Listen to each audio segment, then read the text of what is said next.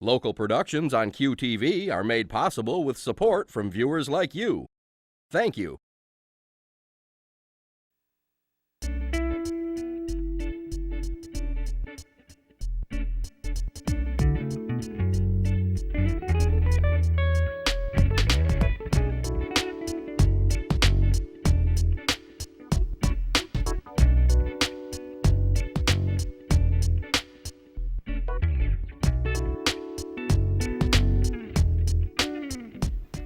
Hello everyone. Welcome to Uncommon Sense. I'm Junior Doan. Thank you for joining us. My guest today is Trish Burns, Director of the Bay County Library System. So Trish, what does a library encompass these days with all the technology out there and at home with us? Well, it's a very interesting time to be in libraries. There's a phrase that says, "May we always live in interesting times," and that can be both a blessing and a curse. Libraries today do encompass a variety of materials. We still have a lot of things that are in paper form and in the book form that so many people are familiar with. But then we also have to be on the other side of the fence where we have all of the electronic media now as well. So we provide ebooks through our website, quite a few different databases through our website, and we also just started with a magazine database that you can download a magazine in its entirety in an interactive format on whatever device you have. So you can carry with you a number of magazines and a number of books in one small device if you would like, or you can come into our buildings and have the paper form. It's whichever you choose, and it's interesting to try and offer both sides right now for everyone that comes in. So it's a bit of a challenge. When someone takes a magazine out for a month, does it always stay, or 2 weeks, or whatever? Is there a time period that it's on their reader? For the database that we have, the subscription magazine database that we have, you can check them out for however long you like, actually. Okay. Some other databases, for example, are ebooks. When you check them out, they go out for 2 weeks and then they just disappear. You get an email that says, in 3 days, your book is due and it'll disappear, so quick, hurry up and finish it. And then away it goes, and you can check out another one. When you say if you download a magazine, it's Yes. interactive, what does that mean actually? What are they able to do? Certainly. Some of the magazines, if you're reading an article, there will be a picture that's with the article, and there may be a video link that's inside that picture, embedded in there. So you can click on the photo and it will bring up a short video. Or within the body of the article, there will be a web link that you can click on and go to a website and learn more about it. So it's not just what's on the page, you can go further into it as well. That's a plus. It's wonderful. We just started it about a month ago, and it's been very well received by the community. And you can do that with museums too, I understand. You take a walking tour, so to speak, and you can ask questions. Yes, yes. Many of the museums have interactive walking tours, which is wonderful. We also, I'm sorry, I have to keep going back to our library system. There's a service called the MAP Pass that we have in Michigan, where you can check out museum passes for free. And there are probably over 100 different museums in the state that participate. So you could go up to Ironton and find out what the museum is there, download a pass and go for free. A number of them in the Detroit area. And it's been a really nice collaboration between libraries in the state. Go for free electronically, or No, go for free actually, in physicality, so to speak, go and visit in their area? Yes, actually go and visit. So you can download the actual ticket or pass and go to the actual museum and get in for free. What a plus that is. It really is. It's been a really nice thing. We've done this for probably 3 years statewide, and it's been very nice. Oh, I'm really glad to hear that. I didn't know that about that at all. So when you were a little girl, Yes. did reading come easily for you? Reading did come easily for me. I adored reading as a child.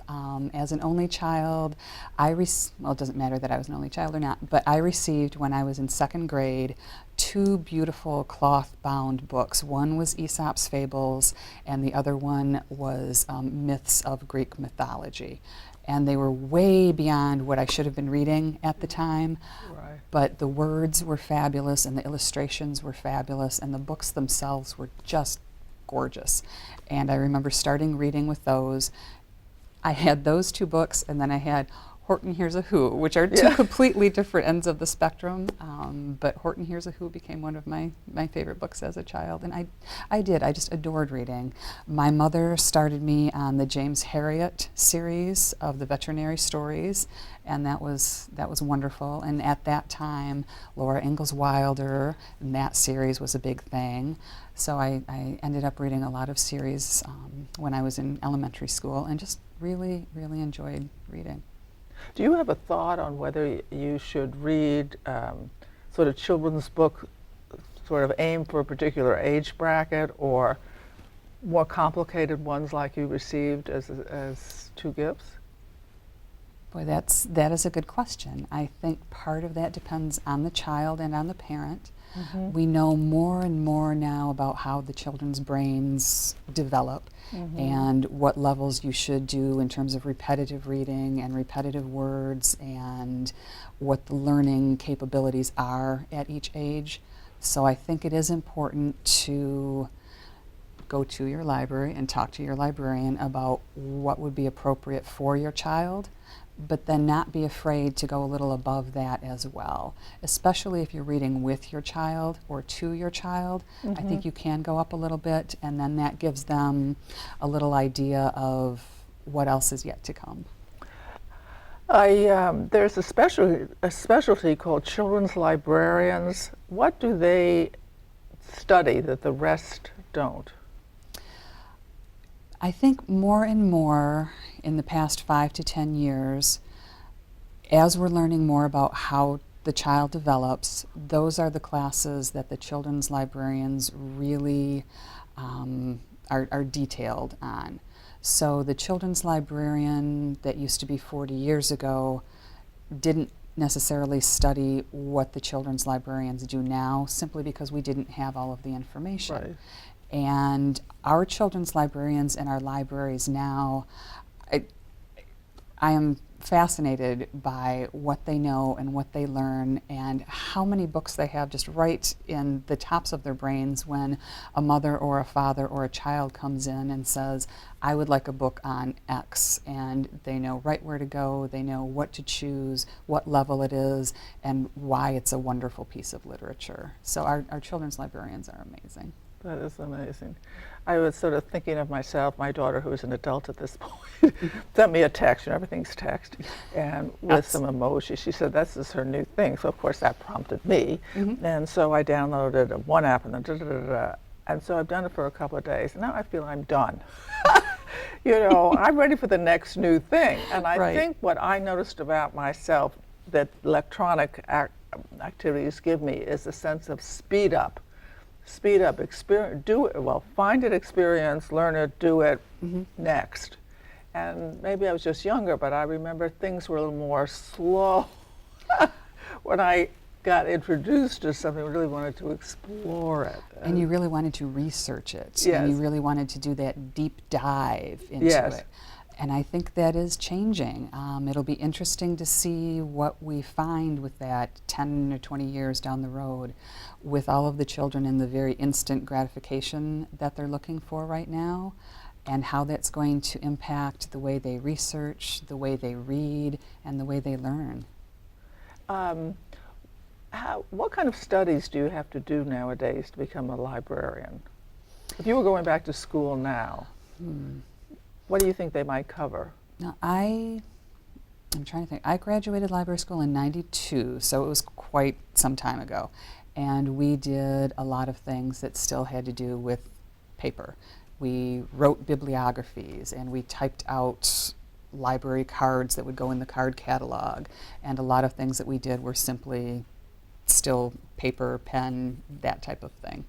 A lot of the things that they're learning in library school now have to deal with the technologies, how we are able to figure out all of the digital pieces of information that are out there.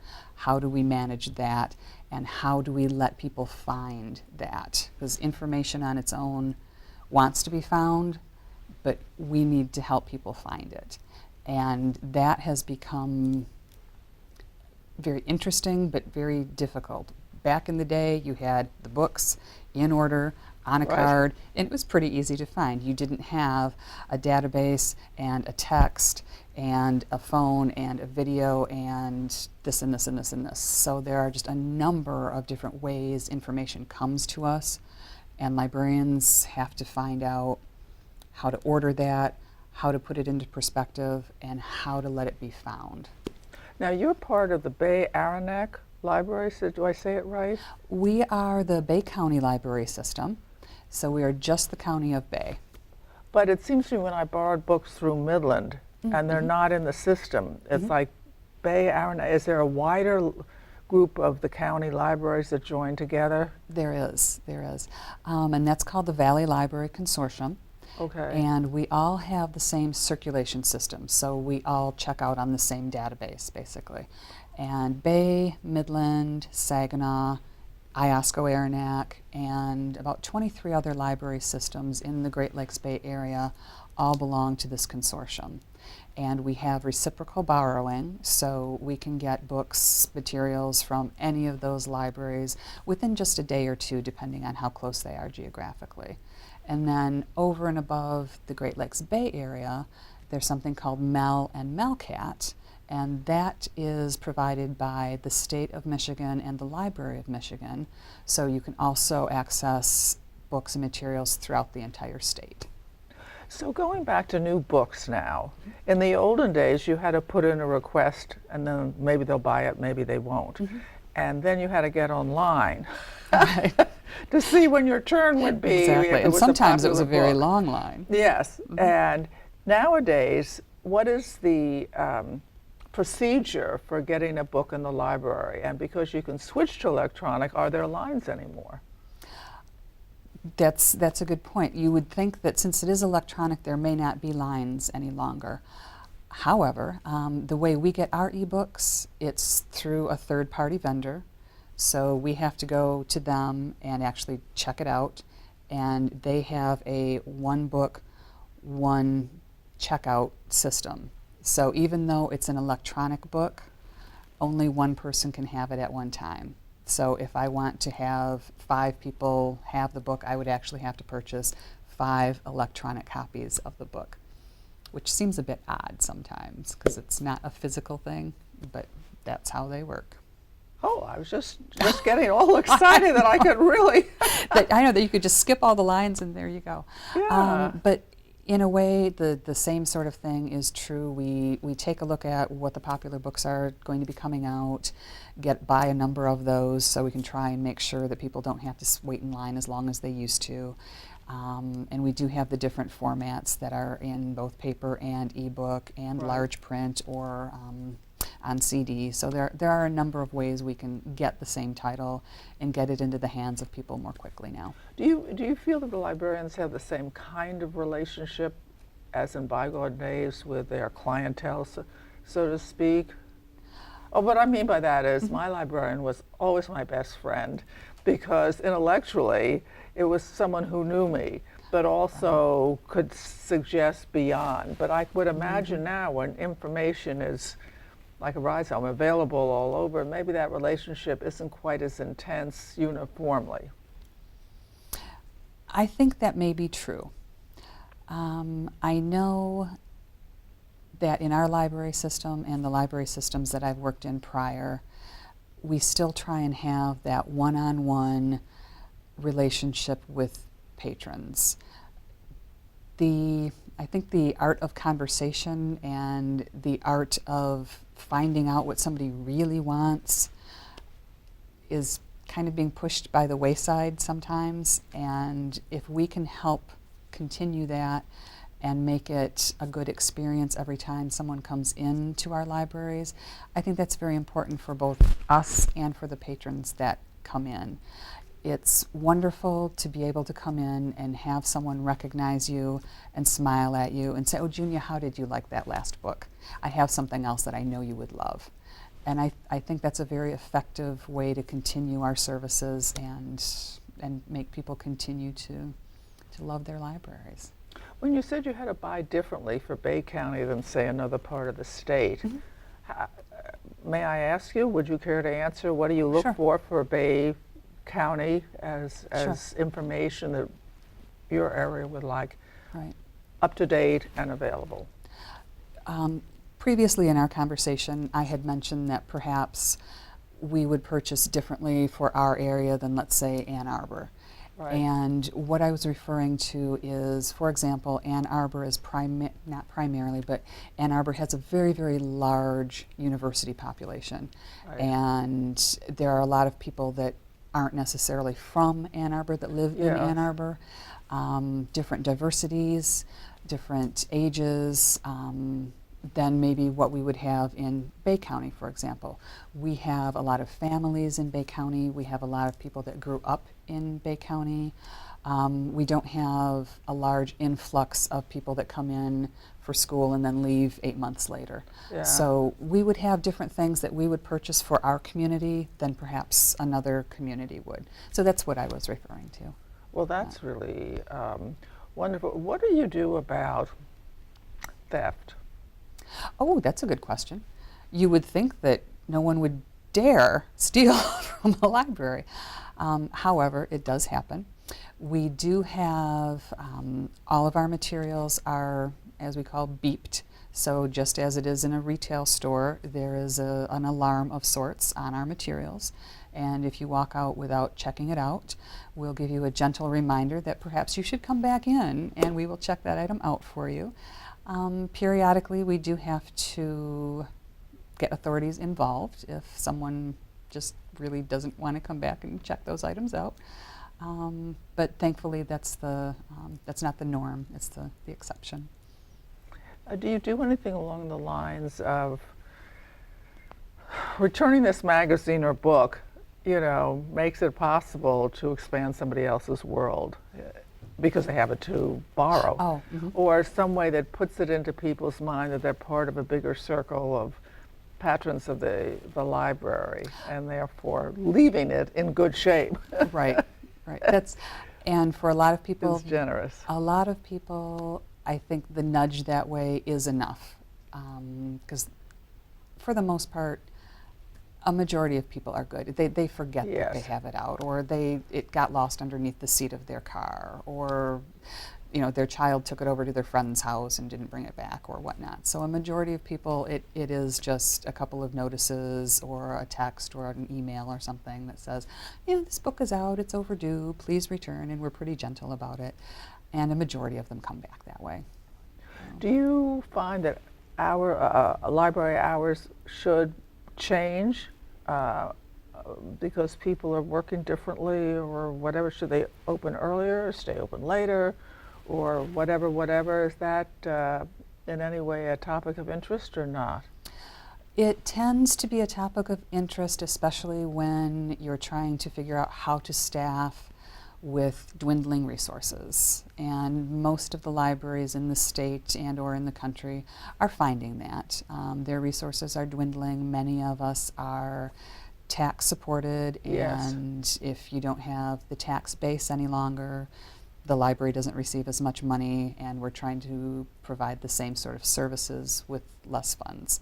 So we do take a look at that and use data in terms of, we know how many people come in these particular hours, and if we have more people that are coming in these hours, then we'll open up in the evening versus in the morning, or vice versa. So it is data driven in terms of what hours we choose.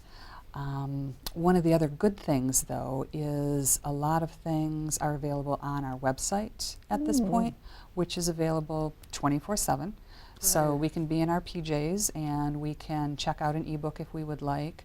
We could do... That's really good. It's fantastic, I know. So on a Saturday morning, if you don't feel like getting in your car and going someplace, you can hop on our website and say, you know, I would like to download this ebook so I can read this in the afternoon. And that's Are you a reading family?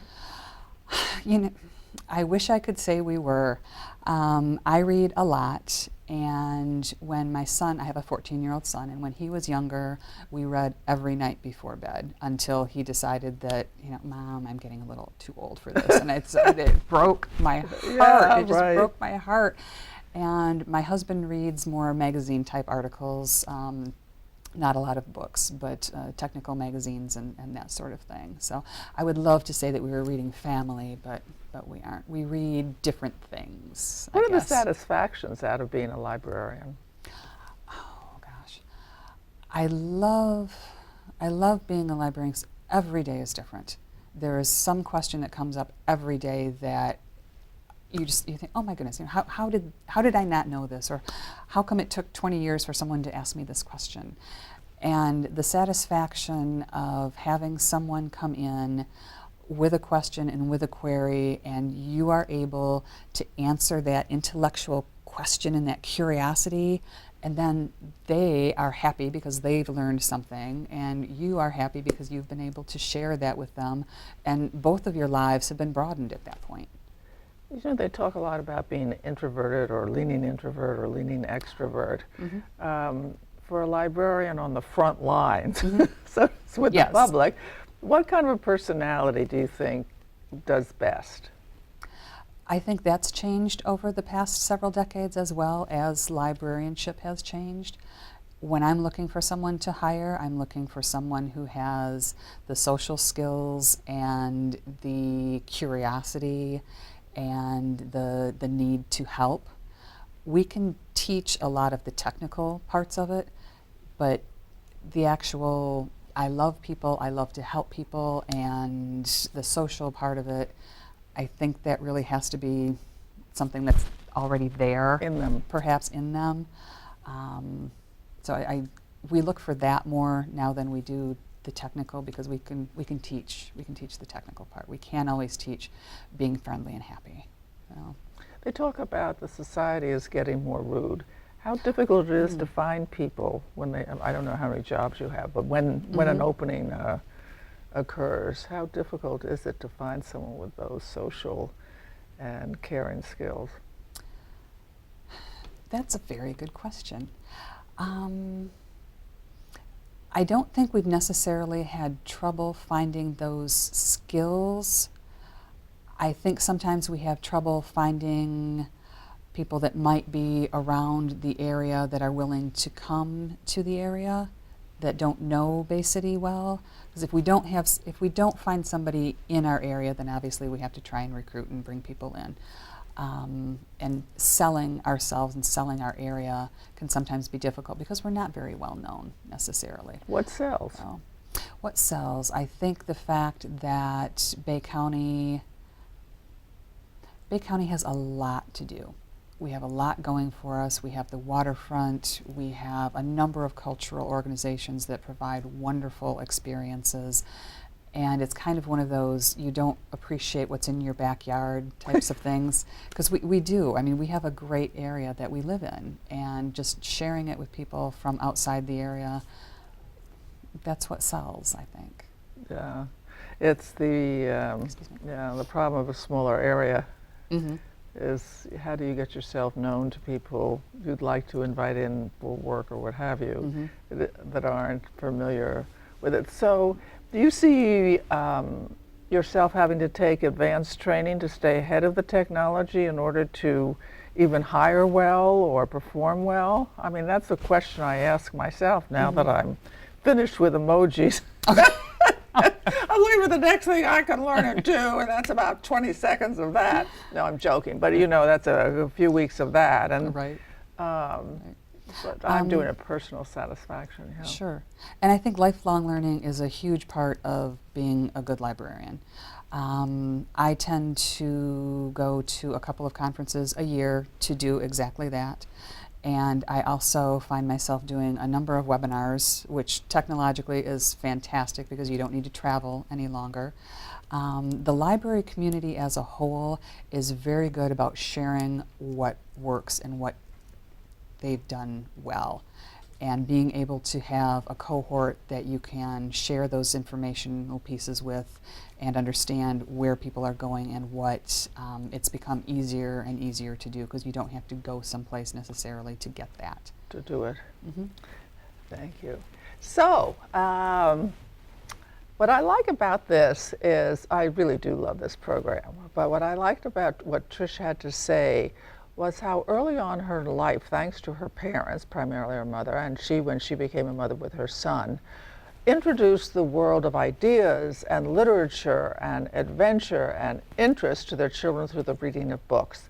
And now, even though that we have technological breadth in ways to get information, this is still a conveyor of culture and life.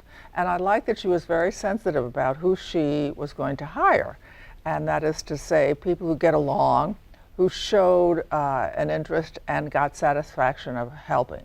So, as you go about your world this week, smile, be kind, do something loving, and I'll see you next week. It was so wonderful of you to come, and thank you so very much, Trish. It was just wonderful to have you here as well. To contact Junia, send her an email at info@juniadone.com. For more information, program schedules, and news about future guests, go to www.juniadone.com.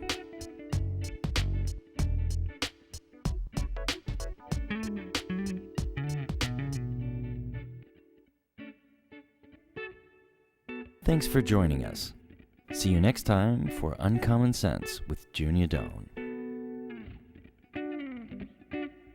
Local productions on QTV are made possible with support from viewers like you. Thank you.